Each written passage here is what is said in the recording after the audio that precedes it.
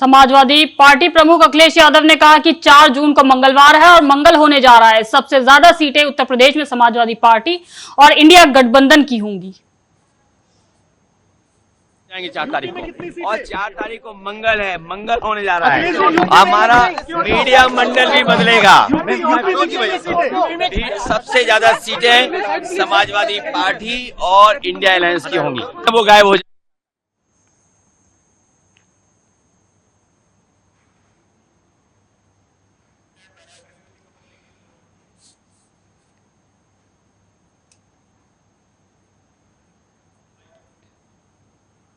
तो वहीं अगली खबर यूपी के रायबरेली से है, जहां निजी बैंक में क्लर्क के पद पर काम करने वाली युवती ने पुलिस पर प्रताड़ना करने का आरोप लगाकर ऑल आउट पी लिया। अगली खबर का रुख कर लेते हैं। पंजाब में रविवार सुबह बड़ा रेल हादसा हो गया है। फतेहगढ़ साहिब में सरहिंद के माधोपुर के पास सुबह 2 मालगाड़ी आपस में टकरा गई। इसके बाद मालगाड़ी का इंजन खुलकर दूसरे से टकराया और पलटकर अंबाला से जम्मू तवी की तरफ जा रही पैसेंजर ट्रेन समर स्पेशल में फंस गया। हादसे में मालगाड़ी की बोगियां एक दूसरे पर चढ़ गई। हादसे में ट्रेन में सवार सैकड़ों यात्रियों में भी चीख पुकार मच गई। अभी तक की जानकारी के मुताबिक हादसे में 2 लोको पायलट घायल बताए जा रहे हैं। दोनों को राजेंद्र अस्पताल पटियाला रेफर किया गया है। पंजाब रेल हादसे के बाद अंबाला से लुधियाना लाइनर जो रेलवे लाइन है वो ठप हो गई है। अंबाला डिवीजन के डीआरएम समेत रेलवे के कई बड़े आला अधिकारी मौके पर पहुंचे थे। हादसे के कारणों की जांच की जा रही है। पंजाब के मुख्यमंत्री भगवंत मान ने भी हादसे पर दुख जताया। वहीं हाल ही के कुछ महीनों में पंजाब में यह बताया जा रहा है कि तीसरा बड़ा हादसा हुआ है। ਅੱਜ ਸਾਨੂੰ ਇਨਫੋਰਮੇਸ਼ਨ ਮਿਲੀ ਸੀ ਸਵੇਰੇ ਅਬਾਊਟ 4:45 ਵਜੇ ਕਿ ਇਸ ਤਰ੍ਹਾਂ ਇੱਥੇ ਐਕਸੀਡੈਂਟ ਹੋਇਆ, ਤਾਂ ਅਸੀਂ ਇੱਥੇ ਪੁੱਜੇ ਹਾਂ ਤੇ ਇੱਥੇ 2 ਮਾਲ ਗੱਡੀਆਂ ਖੜੀਆਂ ਸੀ ਤੇ 1 ਪੈਸੇਂਜਰ ਹੈਗੀ ਤੇ ਸਿਰਫ ਜਿਹੜੇ ਰੇਲ ਗੱਡੀ ਲੋਡ ਹੈ ਉਹਦੇ 2 ਜਿਹੜੇ ਡਰਾਈਵਰ ਹੈ ਉਹ ਇੰਜਰਡ ਹੋਏ ਆ, ਜਿਨ੍ਹਾਂ ਨੂੰ ਐਂਬੂਲੈਂਸ ਨੇ 108 ਨੇ ਭੇਜ ਦਿੱਤਾ ਸਿਵਲ ਹਸਪੀਟਲ ਫਤਿਹਗੜ੍ਹ ਸਾਹਿਬ ਤੇ ਬਾਕੀ ਹਜੇ ਜੋ ਬਚਾਅ ਕਾਰਜ ਮੌਕੇ ਤੇ ਉਹ ਚੱਲ ਰਹੇ ਤੇ ਹੋਰ ਕੋਈ ਇਹੋ ਜਿਹੀ ਜਾਨੀ ਮਾਲੀ ਨੁਕਸਾਨ। तो वहीं इस हादसे पे ज्यादा जानकारी के लिए मेरे साथ पंजाब से नरेंद्र पाल सिंह जुड़ गए हैं। नरेंद्र पाल सिंह जी, सबसे पहले तो ये बताइए कि कितने बजे का ये हादसा था, कब ये हादसा हुआ और कौन से रेलवे स्टेशन के नजदीक था? जी अदिति जी, मैं नरेंद्र पाल सिंह बोल रहा हूँ। ये हादसा जो है ये सुबह 3 साढ़े 3 बजे की घटना है जो बताई जा रही है। सुबह 3 साढ़े 3 बजे के राउंड जो मतलब 2 एक मालगाड़ी और एक समर एक्सप्रेस नाम की गाड़ी की जो है वो आपस में टक्कर जो हो गई थी। इसमें मतलब जो है इंजन जो है वो गति जो है मालगाड़ी की गति काफी तेज बताई जा रही है और गति इतनी ज्यादा तेज थी कि जो मालगाड़ी का इंजन जो है वो जो समर स्पेशल ट्रेन जो चल रही है उसके डिब्बों के ऊपर चढ़ गया और इसमें जो है मालगाड़ी के पायलट और जो समर स्पेशल ट्रेन जो है उसके जो पायलट जो है वो गंभीर रूप से जो है वो जख्मी हो गए और इनको फर्स्ट एड के लिए मतलब जो सिविल हॉस्पिटल फतेहगढ़ साहब है वहां पे भेजा गया था। उसके बाद उनको जो है वो रेफर कर दिया गया राजेंद्र हॉस्पिटल पटियाला। जी, फिलहाल उन दोनों लोको पायलट की जो स्थिति है वो क्या है, क्या कोई जानकारी आप इस पे दे पाएंगे? जी, अभी उस पे कोई जानकारी नहीं है क्योंकि यहाँ से मतलब जो फतेहगढ़ साहब उनको पहले जो फर्स्ट एड के लिए रेफर किया गया था, जो फर्स्ट एड के लिए जो सिविल हॉस्पिटल में दाखिल किया गया था, लेकिन उसके बाद जो है वो अगर यहाँ पे थोड़ा बहुत इलाज में कुछ कमी होगी इसकी वजह से उनको पटियाला जो है वो तो जाहिर तौर पे हालत गंभीर होगी तभी उनको जो है आगे रेफर किया गया है। जी, आपसे जानना चाहूंगी फिलहाल अभी रेलवे लाइन कैसी है, वहां पे ये रेलगाड़ी जो टकराई थी अभी वहां पे स्मूथ हो गया है यातायात या अभी भी बाधित है?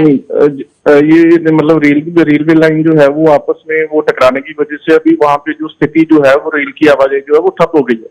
अभी वहां पे स्थिति जो है वो मतलब बिल्कुल जैसे कोई आवाजाही वहां पे नहीं है, इस वजह से मतलब ठप है वहां पे आवाजाही जो है। मुझे बताइए इस पूरे हादसे में किसकी गलती आपको नजर आती है? क्या रेल विभाग की गलती है या क्या ऐसी गलती रही है जिसकी वजह से बड़ा हादसा हो गया है? देखिए, रेलवे विभाग की ही गलती मानी जाएगी इसमें से, क्योंकि एक तो जो स्पीड जो है वो जो मालगाड़ी की स्पीड जो है वो बहुत ज्यादा तेज बताई जा रही है और रेलगाड़ियों को आपस में टकराने का जो रीजन जो है, अगर वो रेलगाड़ियां आपस में टकरा रही हैं तो ये मतलब रीजन तो ये सामने ही है कि अगर दूसरी जो ट्रेन जो है मतलब एक ट्रैक पे खड़ी है और इस वजह से दोनों की आपस में अगर सामने कुछ उसके किसी किस्म का कुछ नई ऑब्जेक्शन किसी किस्म की होती तो आपस में वो नहीं टकराती। और जी, ये सरहिंद रेलवे स्टेशन के नजदीक ये हादसा हुआ है। किस तरह का ये रेलवे स्टेशन है? क्या बहुत बड़ा रेलवे स्टेशन है? ज्यादा लोग, क्योंकि एक बहुत बड़ा हादसा भी हो सकता था जिस समय हादसा हुआ, क्योंकि रेलवे स्टेशन पे तमाम जो है लोग मौजूद होते हैं, पैसेंजर लोग मौजूद होते हैं कहीं जाने के लिए। ऐसे में वहां पे क्या स्थिति रहती है? जी, ये मतलब ये सरहंद जो प्रॉपर रेलवे स्टेशन सरहंद तो नहीं है। सरहंद से थोड़ी दूर की अंबाला की तरफ जब जाते हैं तो थोड़ी दूर पे एक विलेज पड़ता है जहाँ जिसका नाम माधोपुर है। वहां पे ये जो हादसा जो है ये वहां पे हादसा ये हुआ है। ठीक है नरेंद्र पाल जी, बहुत बहुत शुक्रिया इस तमाम जानकारी के लिए। तो फिलहाल ये मालगाड़ियां थी जो आपस में टकरा गई, और अगर ये कोई और गाड़ियां होती, सुपरफास्ट होती, एक्सप्रेस होती, तो एक बहुत बड़ा हादसा हो सकता था, कई लोगों की जान जा सकती थी। फिलहाल इस पूरे हादसे में अभी 2 लोको पायलट के घायल होने की सूचना है, जिन्हें इलाज के लिए हायर सेंटर रेफर कर दिया गया है पटियाला में। बहरहाल रुक कर लेते हैं अगली खबर का, जहां दिल्ली में भीषण गर्मी पड़ रही है और ऐसे में वहां पानी की किल्लत भी बढ़ गई है। मई जून की तपती गर्मी में लोग जल संकट के कारण राष्ट्रीय राजधानी के कई इलाकों में लोगों को परेशानी का सामना करना पड़ रहा है। लोगों को टैंकरों के जरिए पानी की आपूर्ति की जा रही है।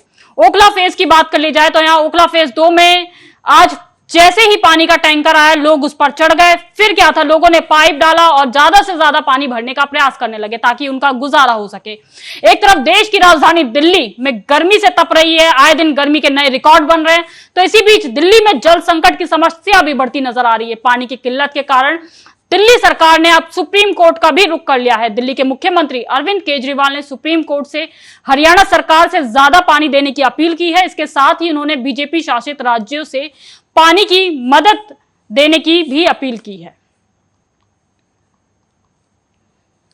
तो दिल्ली में तमाम टैंकरों के जरिए आज पानी की आपूर्ति की जा रही है। पिछले कई दिनों से जो है लगातार पानी की कमी दिल्ली में बनी हुई है और इसका ठीकरा दिल्ली की सरकार हरियाणा सरकार पे फोड़ती नजर आ रही है। और अब इसके लिए सुप्रीम कोर्ट का दिल्ली सरकार ने रुख भी कर लिया है। दिल्ली सरकार का कहना है कि हरियाणा ज्यादा मात्रा में पानी नहीं भेज रहा है, इस कारण दिल्ली में पानी की कमी हो गई है। तो जगह जगह इलाकों में कई इलाके ऐसे हैं, आज ओखला फेज 2 से तस्वीरें सामने आई, तो वहीं चिल्ला गांव से भी इसी तरह की तस्वीरें सामने आई हैं, गीता कॉलोनी से इस तरह की तस्वीरें सामने आई। कई ऐसे इलाके हैं जहां 1-1 या 2-2 दिन छोड़कर पानी आ रहा है। तो दिल्ली में भारी जल संकट जो है इस समय पानी का नजर आ रहा है। लोग पानी की कमी से जूझ रहे हैं और इस बीच दिल्ली में जल मंत्री ने भी हरियाणा के मुख्यमंत्री और यूपी के मुख्यमंत्री को भी पत्र लिखा है पानी को लेकर। साथ ही साथ दिल्ली में जुर्माना भी लगा दिया है, जो भी ज्यादा पानी बहाता हुआ नजर आएगा उस पर 2000 रुपए का जुर्माना लगाया और इसकी निगरानी के लिए 200 लोगों की टीम भी गठित कर दी गई है। बहरहाल रुक कर लेते हैं अगली खबर का, जहां दिल्ली के मुख्यमंत्री और आपके राष्ट्रीय संयोजक अरविंद केजरीवाल ने कहा कि इंडिया गठबंधन को 295 से अधिक सीट मिल रही है। तो 7 चरण में मतदान खत्म हो गए हैं और अब अरविंद केजरीवाल ये दावा कर रहे हैं कि इंडिया गठबंधन को 295 से ज्यादा सीटें मिल रही हैं और बीजेपी को करीब 220 सीट मिल रही है, एनडीए को करीब 235 सीटें मिल रही है। तो इंडिया गठबंधन अपने दम पर स्थिर और मजबूत सरकार बनाने जा रहा है। आपको बता दें, सुप्रीम कोर्ट ने दिल्ली के सीएम अरविंद केजरीवाल को चुनाव प्रचार में हिस्सा लेने के लिए 10 मई को अंतरिम जमानत पर रिहा किया था और 2 जून को सरेंडर करने के लिए कहा है। हालांकि केजरीवाल मेडिकल आधार पर इस जमानत अवधि को 7 दिन के लिए और बढ़ाना चाह रहे थे, लेकिन उन्हें यह राहत नहीं मिली है। फिलहाल केजरीवाल ने 21 दिनों की मोहलत मिलने के बाद सुप्रीम कोर्ट का आभार जताया और अब आज 2 मई को उन्हें तिहाड़ जेल फिर से पेश होना पड़ेगा। क्या कुछ कहा उन्होंने, सुनिए आप। गठबंधन को 295 प्लस सीट्स मिल रही है, बीजेपी को 220 के करीब सीट्स मिल रही है और एनडीए जो बीजेपी का गठबंधन है उन्हें 235 के करीब सीट्स मिल रही हैं। तो इंडिया गठबंधन अपने दम पे स्थिर और मजबूत सरकार बनाने। दिल्ली सरकार के पानी नहीं देने के आरोप पर अब हरियाणा के मुख्यमंत्री नायब सिंह सैनी ने कहा कि अरविंद केजरीवाल पहले भी आरोप लगा चुके हैं। सैनी ने दिल्ली के मुख्यमंत्री को यह सलाह देते हुए कहा कि मैं उनसे कहना चाहता हूं कि वे भ्रष्टाचार पर कम और विकास पर ज्यादा ध्यान दें। हरियाणा ज्यादा पानी दे रहा है। सैनी ने यह भी कहा कि दिल्ली सरकार कह रही है कि हरियाणा सरकार दिल्ली का पानी रोक रही है, जबकि हरियाणा ज्यादा पानी दे रहा है। उन्होंने कहा कि हम कोर्ट के आदेश पर हुए समझौते में तय हुए मात्रा से ज्यादा पानी दिल्ली को दे रहे हैं, लेकिन अपना भ्रष्टाचार छुपाने के लिए दिल्ली की आम आदमी की सरकार लोगों के बीच झूठ फैलाने का काम कर रही है। हरियाणा के सीएम ने यह भी कहा कि उनकी सरकार दिल्ली को पूरा पानी दे रही है, लेकिन अपनी राजनीति को चमकाने के लिए, अपने भ्रष्टाचार के पापों को छिपाने के लिए लोगों के बीच इस प्रकार का भ्रम पैदा कर रही है केजरीवाल सरकार, और उनकी ये फितरत है। लोगों को जो सुविधाएं देनी है, हरियाणा का जो पानी है, जो एग्रीमेंट माननीय कोर्ट के साथ बैठ करके हुआ है, उससे स्वाया पानी जा रहा है दिल्ली को, उसके अंदर कहीं भी कमी नहीं है। आज की तारीख टिल डेट, आज 1 तारीख है, आज भी पूरा पानी दिल्ली को हरियाणा दे रहा है, परंतु अपनी राजनीति को चमकाने के लिए, अपने भ्रष्टाचार के पापों को दबाने के लिए लोगों के अंदर इस प्रकार की भ्रम की स्थिति पैदा करना, ये केजरीवाल की फितरत रही है। पिछले बार भी जब ये पानी दिल्ली को सिस्टम नहीं बना पाया, इसका ध्यान तो भ्रष्टाचार की तरफ था, ये विकास की तरफ कहां था इसका ध्यान? इसका ध्यान विकास की तरफ नहीं था, और ये कोर्ट के अंदर चले गए। कोर्ट ने इसको फटकार लगाई कि हरियाणा पूरा पानी दे रहा है आपको, और आप अपने सिस्टम को ठीक करें। ये सिस्टम ठीक करना, ये दिल्ली सरकार का काम है। हमारा जितना पानी दिल्ली को जाना है, उसका जितना पानी, उसका स्वाया पानी, मैं आप भी कह रहा हूं, उसका स्वाया पानी देने का काम हरियाणा कर रहा है। ये लोगों को गुमराह मत करे। अगर आप भ्रष्टाचार की तरफ से ध्यान हटाएंगे, तभी लोगों को सुविधाएं मिलेंगी, उनको विकास होगा। तेलंगाना स्थापना दिवस पर कांग्रेस संसदीय दल की अध्यक्ष सोनिया गांधी ने कहा कि पिछले 10 सालों में तेलंगाना के लोगों ने मुझे बहुत सम्मान और प्यार दिया है। आपने हमारी पार्टी को एक समृद्ध और विकसित तेलंगाना के निर्माण की जिम्मेदारी सौंपी है, मैं उसे पूरा करना अपना कर्तव्य समझती हूँ। आज इस शुभ दिन पर मैं सभी को विश्वास दिलाती हूँ कि तेलंगाना में रेवंत रेड्डी के नेतृत्व की कांग्रेस सरकार अपनी गारंटी को पूरा करने में कोई कसर नहीं छोड़ेंगी। और क्या कुछ कहा, सुनिए आप।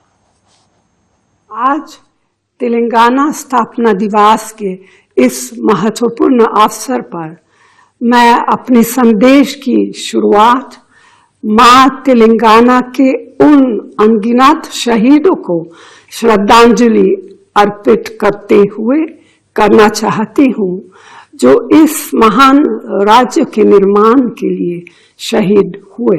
मैंने 2004 में करीमनगर में तेलंगाना के लोगों से वादा किया था कि कांग्रेस पार्टी उनके अलग राज्य के सपने को पूरा करेगी।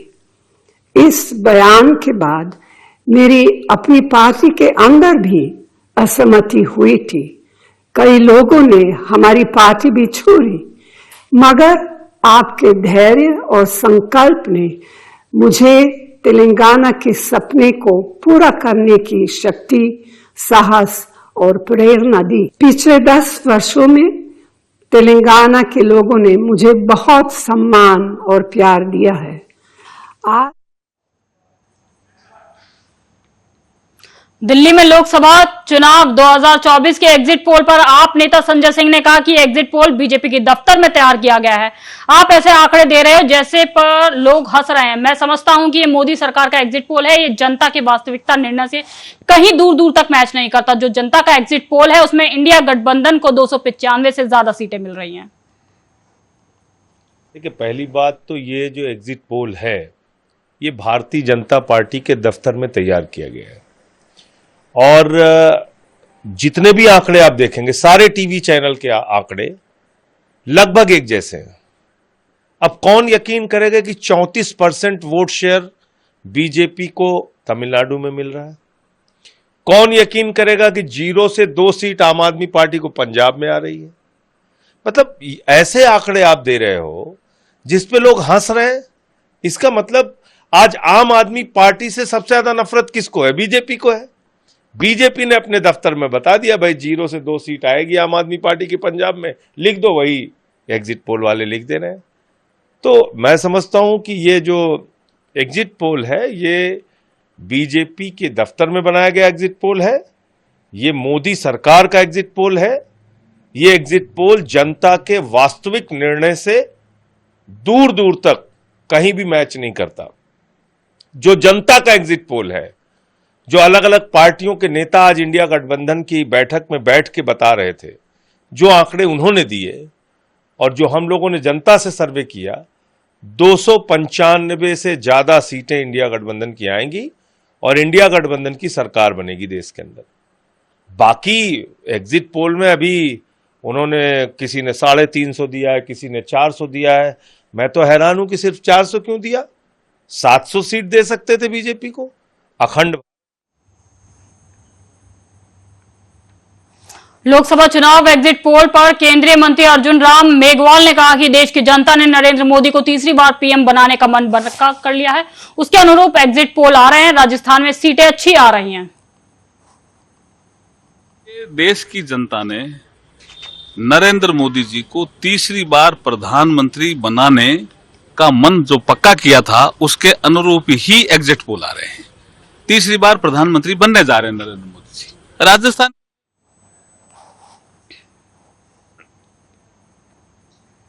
बिहार के पटना में एग्जिट पोल पर राजद नेता मृत्युंजय तिवारी ने कहा कि हमें ये एग्जिट पोल मंजूर नहीं है, ये सिर्फ मनोवैज्ञानिक दबाव डालने के लिए है। हम अपने समर्थकों और अपनी पार्टी के कार्यकर्ताओं से कहना चाहते हैं कि वे 4 जून तक इंतजार करें। 4 जून को इंडिया गठबंधन की सरकार बनाने जा रही है और हमें 295 से ज्यादा सीटें मिलेंगी। देखिए, जो एग्जिट पोल दिखाया जा रहा है, हम इस एग्जिट पोल को नहीं मानते हैं। ये एक मनोवैज्ञानिक दबाव के लिए इस तरह का मीडिया एसी के कमरे में बैठ करके ये जो लिया गया है लोगों की राय, हमने वो देखा है जब श्री तेजस्वी यादव जी हजारों लाखों की भीड़ में इस तरह नौकरी की बात कर रहे थे, शिक्षा स्वास्थ्य की बात कर रहे थे, बेरोजगारी, भुखमरी, गरीबी, महंगाई से आजादी दिलाने की बात कर रही थी, तो जनता का जन सैलाब उमड़ रहा था। इसलिए हम अपने सभी समर्थकों से, कार्यकर्ताओं से, सभी आम जनों से कहेंगे कि आप 4 तारीख का इंतजार कीजिए। 4 तारीख को इंडिया गठबंधन की सरकार बनने जा रही है। 295 से ज्यादा सीट इंडिया गठबंधन को आएगा और सत्ता से बाहर बीजेपी। जम्मू कश्मीर के भाजपा अध्यक्ष रविंद्र रैना ने एग्जिट पोल पर कहा कि कश्मीर से लेकर कन्याकुमारी तक रिकॉर्ड तोड़ मतदान हुआ है। मतदान एक पर्व की तरह मनाया गया है। अलग अलग एजेंसियों और चैनलों के सर्वे के मुताबिक भाजपा के नेतृत्व में एनडीए को भारी बहुमत मिल रहा है। देश की जनता ने तीसरी बार प्रधानमंत्री नरेंद्र मोदी पर जबरदस्त विश्वास किया है। मुझे पूरा विश्वास है कि 4 जून को तीसरी बार प्रधानमंत्री मोदी की सरकार बनेगी। 2024 के लोकसभा चुनाव 7 चरणों में सफलतम तरीके से संपन्न हुए हैं। मैं देश के चुनाव आयोग को, इस चुनाव अभियान में जुटे लाखों सरकारी कर्मचारियों को, भारतीय सेना, पैरामिलिट्री फोर्सेस और अन्य राज्यों की राज्य पुलिस और प्रशासनिक अधिकारियों को हृदय से बधाई देता हूं। बहरहाल अभी के इस बुलेटिन में बस इतना ही। देश दुनिया की तमाम खबरों के लिए आप देखते रहें आर्या न्यूज।